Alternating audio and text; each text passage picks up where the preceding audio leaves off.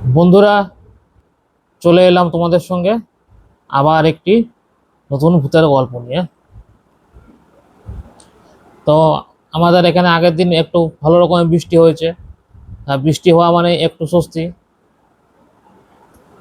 তো বৃষ্টির দিনে ভূতের গল্প বলা আর শোনার মজাই একটা আলাদা। কিন্তু যে ভূতের গল্প পছন্দ করে সে সবসময় তার ভালো লাগবে। তো চলো আজকের গল্প শুরু করা যাক। প্রীতম তাড়াহুড়ো করে ট্রেনের মধ্যে উঠে পড়লো।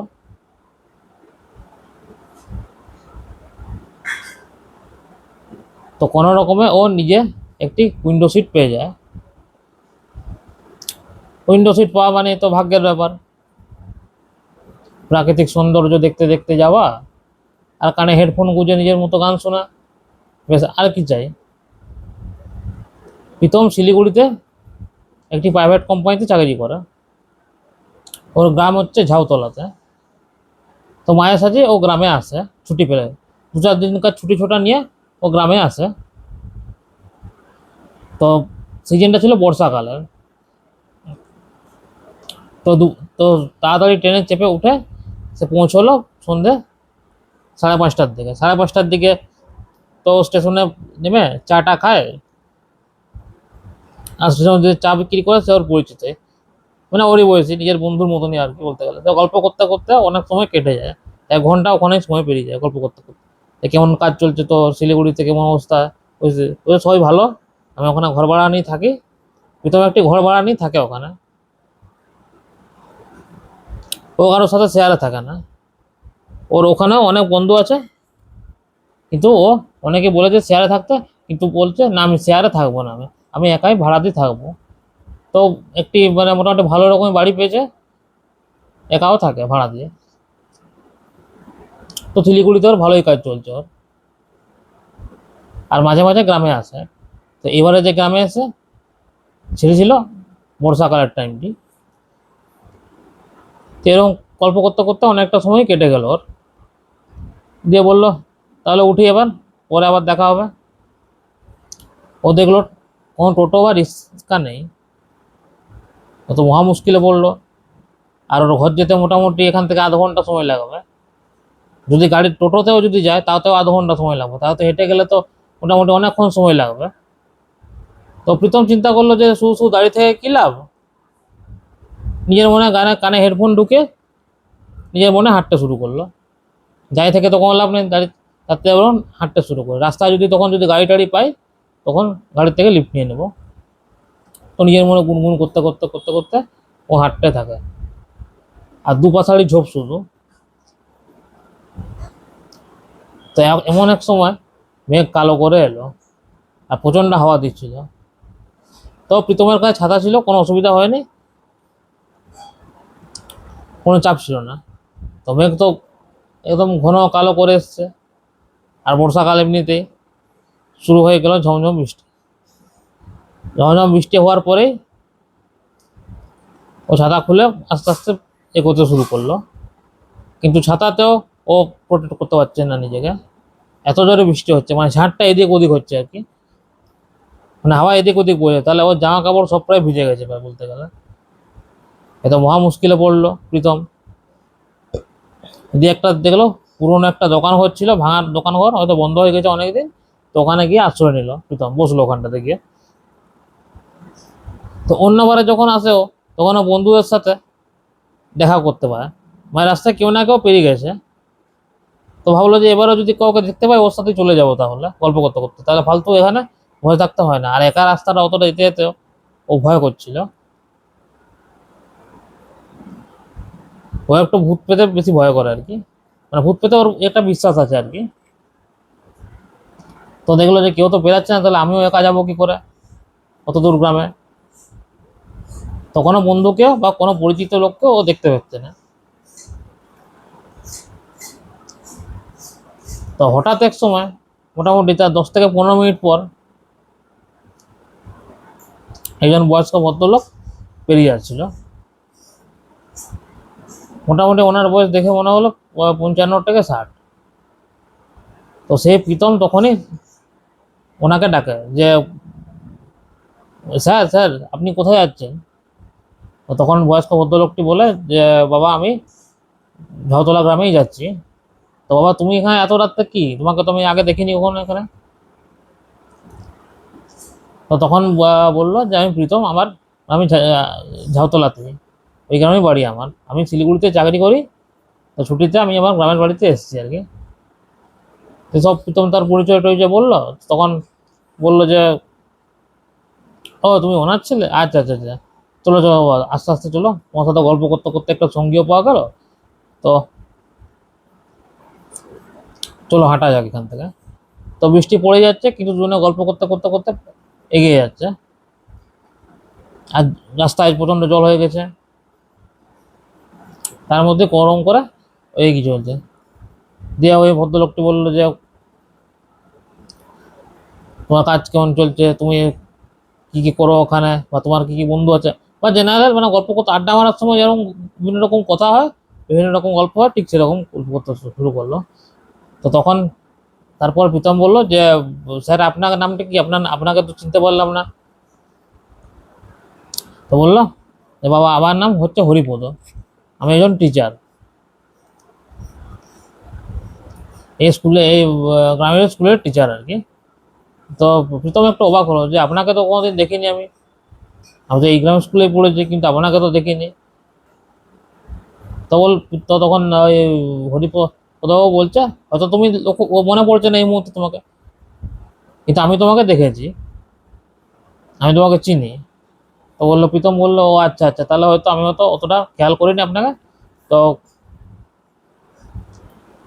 আচ্ছা নমস্কার, আপনার সাথে দেখা হয়ে ভালো লাগলো খুবই। তো বললো আপনার ছেলে মেয়ে করতে, বললাম না বাবা আমি বিয়ে থা করিনি, বিয়ে থা করিনি আমি আর কি, তাহলে ছেলে মেয়ে আসবে কোত্থেকে। তো তখন একটু লজ্জায় বললো যে সরি আর কি। তো বললো না না বাবা এটা কোনো ব্যাপার না, ওটা বুঝবে না।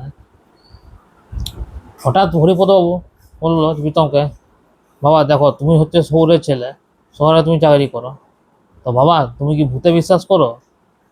তখন প্রীতম একটু বললো না, ঢোক গিলে বললো যে কেন বলুন তো স্যার, আপনি এই বৃষ্টির রাতে ভূতের গল্প কেন আনছেন ট্রেনে এখানে? তখন বললো যে না না, জাস্ট জেনারেল নলেজের জন্য তোমাকে জিজ্ঞাসা করছি, তুমি ভূতে বিশ্বাস করো কি? তো তখন প্রীতম বলছে যে না না সেরকম না, তবে অনেক বন্ধুদের কাছ থেকে অনেক গল্পই শুনেছি, ভৌতিক কাহিনী অভিজ্ঞতার কথা শুনেছি আমি, তো আমি ওসব বিশ্বাস করিনি আর কি। তো প্রীতম মিথ্যা করে বললো যে আমি বিশ্বাস করি না, কিন্তু ভিতরে ভিতরে ওর একটা ভূতের ভয় আছে। তো বললো দেখো বাবা এই দুনিয়াতে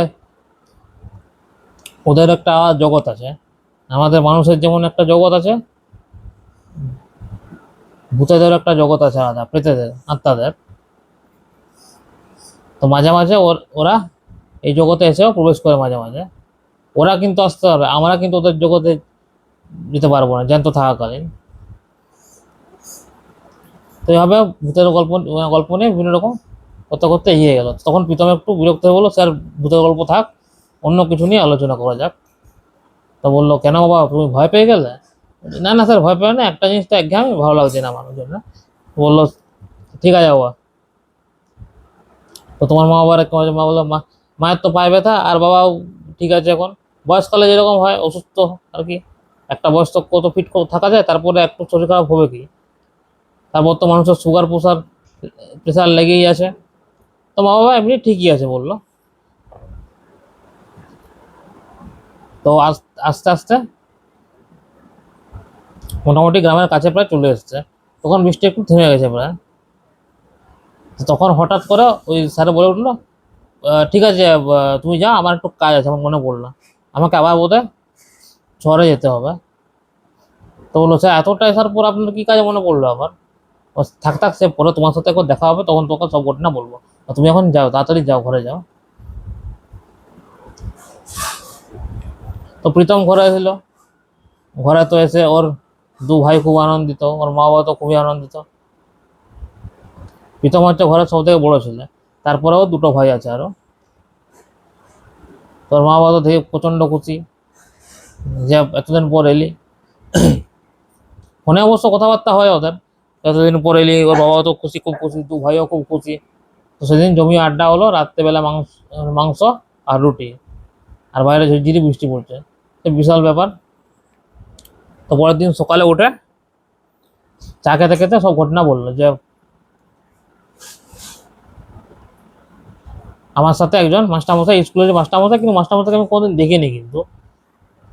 তো বললেন যে হরিপদ বাবু ওনার নাম, হরিপদ চ্যাটার্জি ওনার নাম, পুরো নাম বললো। তো বললো হরিপদ চ্যাটার্জি? বললো হ্যাঁ হরিপদ চ্যাটার্জি, অনেক লম্বা করে, মোটামুটি 6 ফুটের উপর লম্বা আছে, অনেকটা বেশ টল আর কি বলতে গেলে। মানে বয়স হয়েছে তাই একটু উড়ে গেছে, কিন্তু ইয়াং বয়সে অনেকটাই টল ছিল, দেখে বোঝা যাচ্ছে। তো বললো হরিপদ বাবু। তখন ওর মা, প্রীতমের মা, একটু বলো যে এই নামে তো চিনি না কাউকে। ঠিক আছে, তোর বাবা আসুক, তোর বাবাকে এবার জিজ্ঞাসা করবো। ওর বাবা গেছে শহরে, একটা বিজনেস, ওর বাবা একটা ছোট্ট দোকান আছে, ওই ব্যবসার জন্য ও শহরে গেছে একটা আর কি।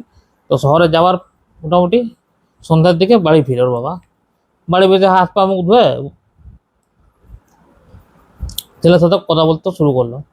তখন ওর বাবাকে বললো যে তুমি বাবা, তুমি হরিপদ, ও কাউকে চেনো হরিপদ চ্যাটার্জি নামে কাউকে, এই গ্রামেরই মাস্টার আর কি। তো বললো যে হরিপদ নামটা খুব শোনা শোনা লাগছে, এই তো এই নামে তো আমি কাউকে চিনি না,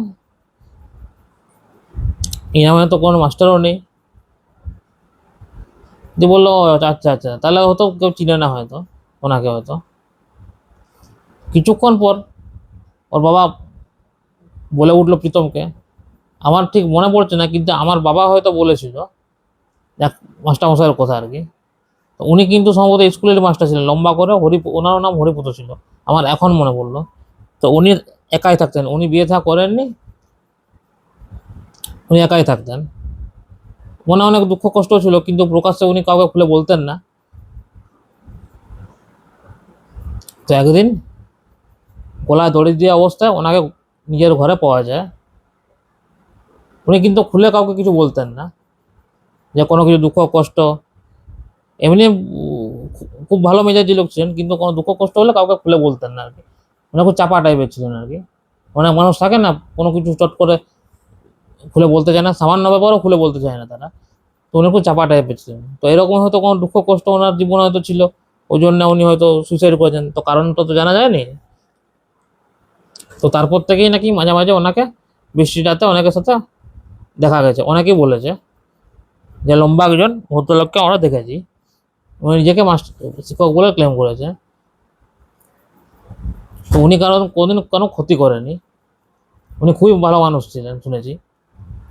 তো মৃত্যুর পরেও উনি কারোর কোনোদিন ক্ষতি করেনি। তো এই শুনে তো প্রীতম তো অবাক।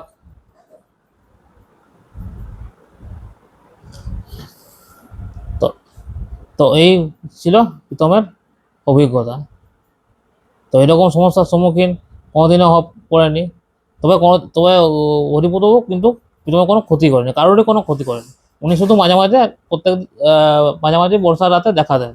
আর ওনার মৃত্যু হয়েছিল ঠিক বর্ষার রাতে, সুসাইড করেছিলেন আর কি। তো এই শুনে প্রীতম চুপ হলো একটু।